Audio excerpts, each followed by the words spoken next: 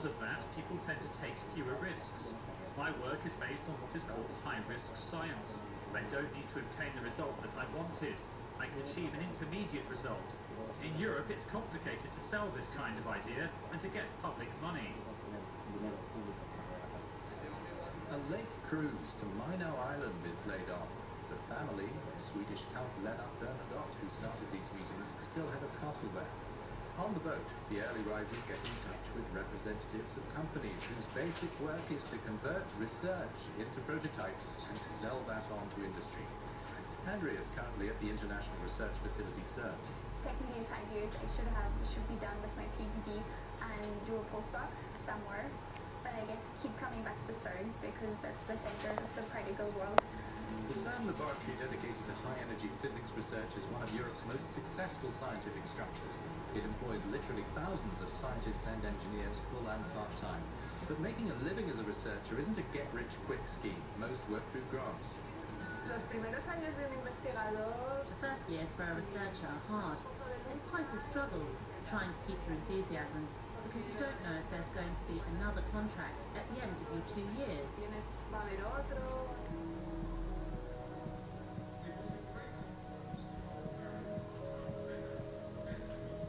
Lindau is an international forum for topics of global importance. For instance, the scientists discussed the future of energy supply and storage.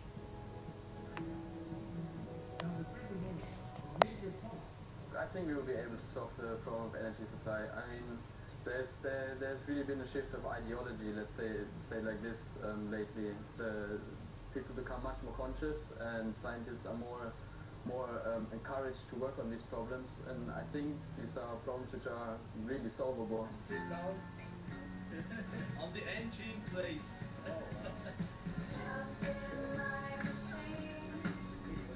Highly dependent on energy imports, Europe needs that kind of attitude, and that's what the laureates meeting is about. It's about inspiring a young generation of researchers to take up scientific challenges.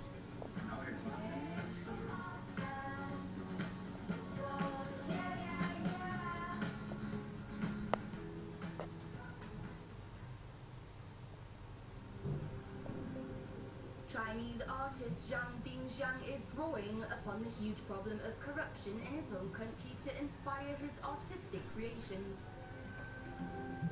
Officially, his project is called Hall of Fame, but in reality, these pink-tinged portraits, the color of the Chinese 100 yuan note, make up a wall of shame.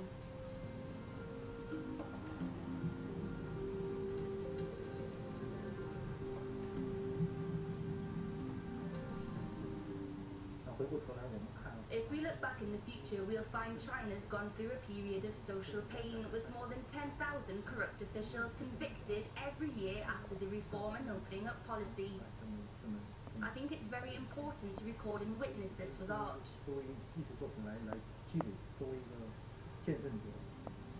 Zhang and his team have collected photos of the Chinese officials who've been convicted of corruption.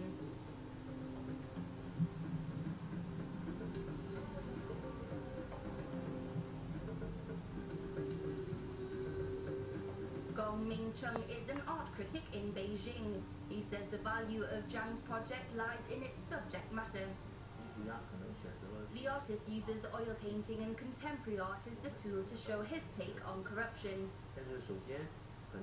The value is more about increasing public awareness about the problem, and the project's helped to expose it in an intensive way and has drawn wide public attention. Top Chinese political leaders have repeatedly pledged to crack down on corruption. And although the official numbers of cases have gone down in recent years, China still has a long way to go. So for now, the Hall of Fame appears to be a project with no end in sight.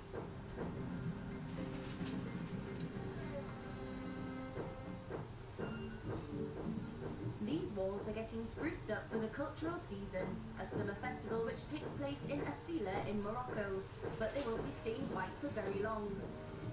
None of these artists have anything to do with it anyway. They've been invited to take part in the festival's popular mural painting event. The cultural season was established to strengthen cultural dialogue, exchange and solidarity between different nations.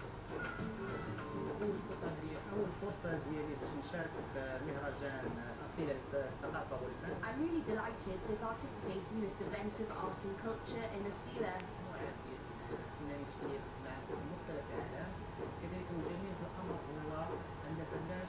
I especially like the fact we're working directly with visitors to the town. On top of that, it's wonderful to exchange ideas and thoughts with other artists who've been invited here.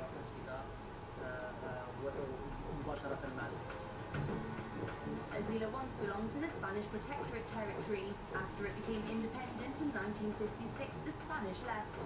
The decline of the old town in Asila followed to the point where it ran the risk of collapse in the 70s. It was then the city mayor and his art-loving friend who invited international artists to the city to boost environmental awareness. We started with wall painting as a stimulus for the young kids in the town and also for the population. I think it was the first